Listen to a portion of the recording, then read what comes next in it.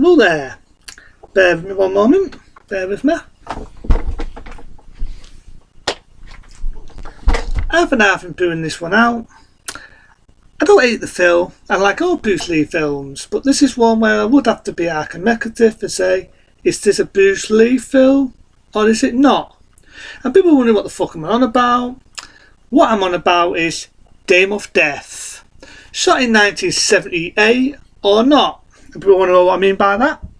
I'll give you some history lesson on Bruce Lee, but anyone who's a Bruce Lee fan, anyone who's been on Bruce Lee, anyone who's seen his biographies, and I mean so-called Bruce Lee fans out there, will know what the fuck I'm on about. What I'm on about is, in 1972, Bruce Lee was filming to get his next idea for his next film, which he wanted to work on and do. As you know, he was big on Golden Harvest at that time. So his next film he was going to do was going to be Dame of Death. That's right, Dame of Death. And as you know, or may not know, yep, he filmed little bits here and there of Dame of Death, but only little bits, right? And as we know, in 73, he had his big blockbuster film by Water Buffers, that being Enter the Dragoon. It was a big hit for Enter the Dragoon, so he decided, okay, let's put Dame of Death and hold it back for one day. We'll finish it all off and do the whole film, soon as I do Enter the Dragoon. Did Enter the Dragoon, come up with other ideas, and as we all know the rest, he sadly died. Not really going to get into all that, but we all know he died, you know, paracetamol, went in bed, all that, and he died. And we never completed Dame of Death. It was only in the late 70s when at the time they had a lot of Bruce Lee imitators, you know, there was like Bruce Lee Portasus films, you know, you had loads, you had Enter the Dame of Death, Enter the Dragoon, The Return of Enter the Dragoon, Fist Story 2. You had all these, you know, they had the sequel to The Big Boss. You had loads, I mean fucking loads of Bruce Lee imitators, you know, people imitating Bruce Lee. That at the time they decided, what the hell, let's bring back Dame of Death. Let's bring it, finish it off. Get all these Bruce Lee imitators, all the Bruce Lee lookalikes, use cutaways of all his old films, spice it in a blender, Dame of Death. That being in the late 70s, and that would have been Dame of Death. So in 1978, that's when they decided to complete his ducks. And as we know, the director Raven Cow, if I pronounce his name right, the same director what given us Enter the Dragoon, he decided, Raven Cow, to do Dame of Death. So it's not one I could call a Bruce Lee film, because yeah, you got the footage, right? There's a footage in it where he's fighting Chuck Norris. That's what it's out of. The one I reviewed not long ago. That being Ray of the Dragoon. So people, it make me laugh when you got the opening of the film and it has starring Chuck Norris. He's not in the fucking film.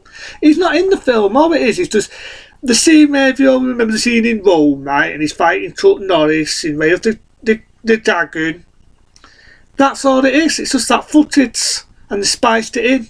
There's little bits here and there you can see it's a lookalike of Bruce Lee, you know what I mean, near the head and that. And it's such a giveaway. All they've done is just use bits from his films. They had an actor with a similar voice, dub over his voice, and you know, that's how they did it. Unlike The Toe, which we all know starred Bruce Lee's son, that being Brandon Lee, which funny enough died the same age as his dad, Bruce Lee. Unlike that, where it was all done on computer and so on, you would not have known Brandon Lee had died. If you wouldn't have known the rumours and all that Brandon Lee sadly lost his life during The Toe, you wouldn't have known it. But in Dame of Death, it is such a giveaway that Bruce Lee's not in the film. It's a fucking lookalike.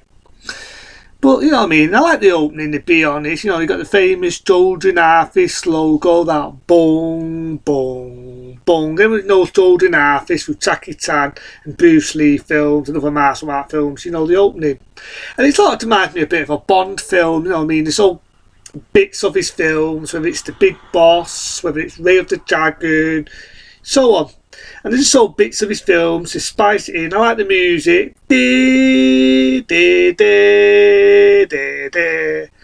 And the thing is, it's more American. It's not as foreign, you know what I mean? He is in Hong Kong, but you get a lot of American actors. You know, you get Dat Danson, you get other ones, and these other well-known Mean Jagger. Everyone remembers Mean Jagger, dying alligator.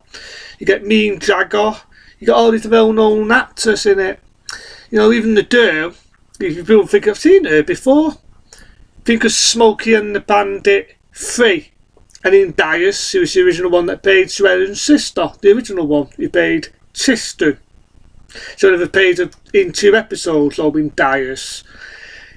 You can only see why she didn't appear in the 3rd series of Dias, because at the time she was working on this, Dame of Death, being Bruce Lee's girlfriend. The character, I would say, being Billy Lowe. That's background story. Now, the film basically is based on Billy Lowe, who would have been Bruce Lee's character, by the way. He's an actor, he does martial art films, and he's with this senator, and these are like people that say, we'll give you money, if you want loads of money, they'll give you loads of money, you want pretty toes, they'll give you anything you fucking want. That's the date thing, that's the good side of this senator, they'll give you anything. You want a load of money, you can have it. You want pretty toes, you can have it. You want a nice car, you've got it. But the only thing is, when they want something, oh, I don't really fancy doing that, oh, I don't want to do that today, I'm a bit beat. You do it, or we break your fucking legs. That's the senator for you. That's what they do. In other words, they own you. And basically, Billy Lowe wants to get out of that. He doesn't want to get into that. He wants to have his own fame and all that. And these people think, right, you're not going to do it. They beat him up a few times. It makes me laugh, because it would have been the real Bruce Lee. He would have kicked the shit out of them. And there's a bit of it that kind of freaks me out, because it reminds me of what happened to Brandon Lee. Weird as it is. There's a bit in the film, right, and they've got pissed off because basically Billy Lowe was basically told them to fuck off, no matter how many times they beat him up. That they have this guy, shoots Billy Lowe, they think he's dead, he gets shot in the face, and he has an operation, fakes his own death. This is a bit, I would say, it's a bit thingy, because when they do that, there's all footage of the real Bruce Lee's funeral, you know, his real funeral, the real coffin and all that. It was well known, that pretty saw it in that era. And you do see Bruce Lee's real funeral, which I thought was a little bit mean-spirited, but, you know. In my eyes, he should have just been a young lad. He was a Bruce Lee fan. He was a Bruce Lee imitator, you know what I mean? He didn't look fuck all like Bruce, but he was a big fan of his. He got shot in the face, they faked his death, they do him a facelift, and they make him look like Bruce, and it sends him mad, and he thinks he is Bruce. I thought that would have been a better touch to it. But that's how I feel. But a lot of good action scenes in it. There's a bit where he's on the motorbike and he's chasing after them, and he basically kicks the shit out of them after faking his own death. He goes after the ones who fingered him, and he just simply beats them to death. I love to see when he fights that guy and he says that line, "You use." And you know what I mean, there's little bits here and there where, like I said, he just used cutaways of Bruce Lee. And let's not forget the iconic scene.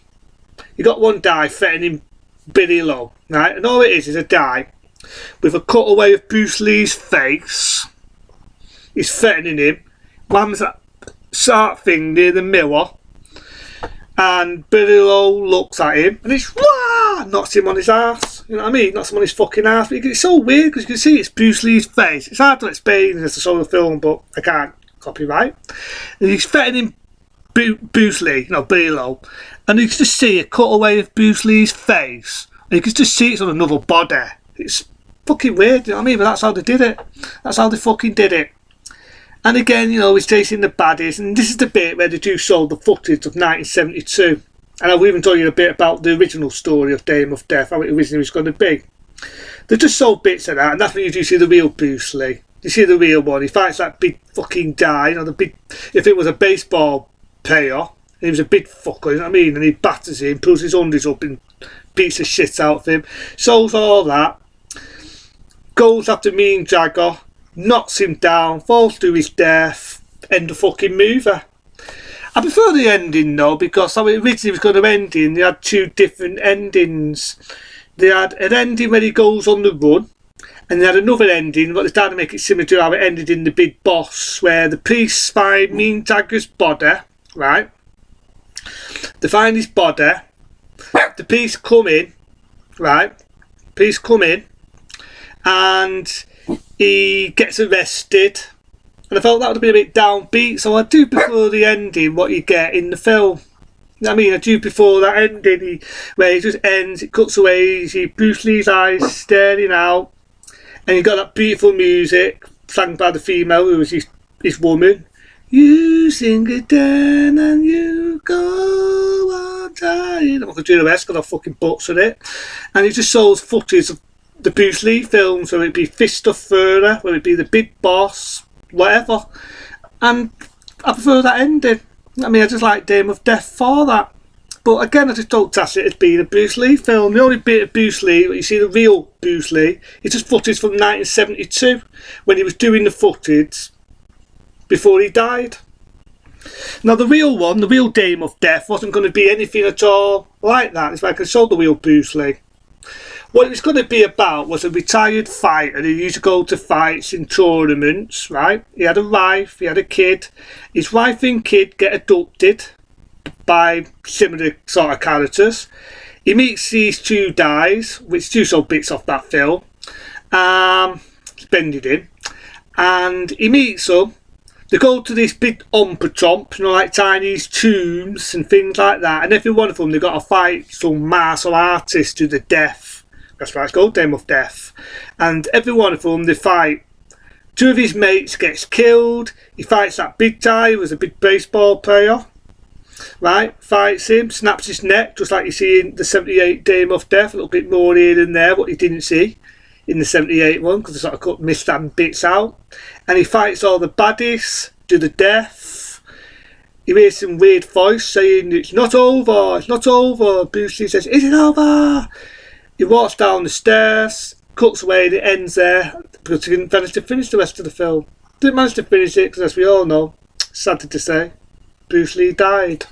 And it's sad, because I would have loved to have seen that version of Dame of Death. I don't mind the 78 one, but there's bits what would have left me curious what would have been like had Bruce Lee would have lived and did the Dame of Death what he wanted to do in 1972. And sadly we never got to see it. They've done imitations of it over the years and so on, but it just leaves me curious what it would have been like in 72.